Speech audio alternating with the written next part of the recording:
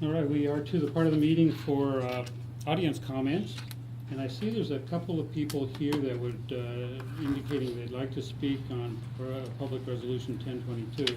I'd like to let you know that we will have a hearing on this item at a later part of the agenda. If you'd rather speak now, that would be fine. But if you'd like to speak during the public hearing, that would be ideal. But it would be your choice. You can speak one or the other. So I'm going to ask you as I get to your names on this list. We'll start. They can't speak both? At both? They're precluded from speaking at both?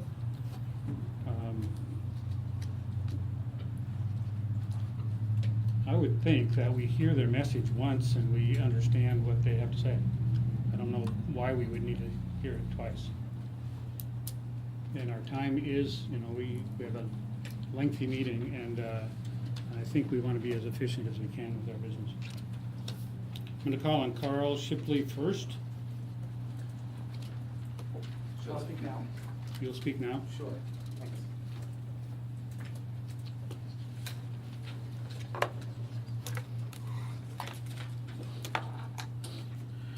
Two weeks ago, Dr. Cohn presented the Cascade Booster parents with a survey to gauge support for two different options for facility improvements at our school. We were broken into three groups and asked to complete a handout. We were given two choices: lock in the track location and construct a new surface by fall of 2012 with further improvements around the track after the 2014 bond, or do nothing now but consider extensive facility improvements after passage of the 2014 bond. Despite my requests over the last several weeks to Dr. Cohn, this administration and this board in both these meetings and via email to consider a track, field, and lights now and other improvements later, this option was not listed. When I asked Dr. Cohn why we weren't given this option to answer, his answer was elusive and non-committal. When asked about funding for the new administration building, we were told that the subject was not in scope for our discussion. Assuming completion of both athletic field upgrades and the administration building in 5 years, I asked Dr. Cohn how he would prioritize the two projects in terms of timeline completion. He said it wasn't his call, he could only make recommendations to the board.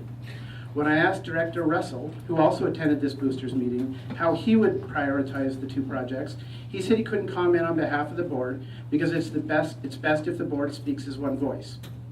The one board voice Mr. Russell did offer up was that it's best if the situation not become political and the letters to the editor were not helpful to the situation.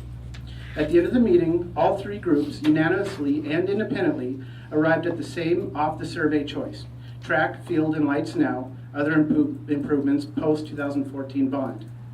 This won't be recorded anywhere, of course, because it wasn't listed on the handout. What for me started out as an opportunity to make a difference in my child's school and community has turned into total disillusionment and disgust with our elected board and superintendent. I'm not politically savvy, I'm not a lawyer, I'm not familiar with the laws and regulations regarding government spending. I'm just a parent who works hard at his job, provides for his family, pays his taxes, and wants what's best for his children and community. I'm passionate and sometimes too emotional. But I'm not blind and I'm not stupid. I know the score and I know who holds the power. In the end, I know you will do what you want, whether we would have it or not. I now believe what is right is out of reach, and I must settle for the patronizing gesture that's been granted. I don't have the time or energy for a sustained battle, and I think you've known that all along. Tonight kicks off the endgame for you. You'll listen to the few people who are brave enough to stand here before you and voice their opinion.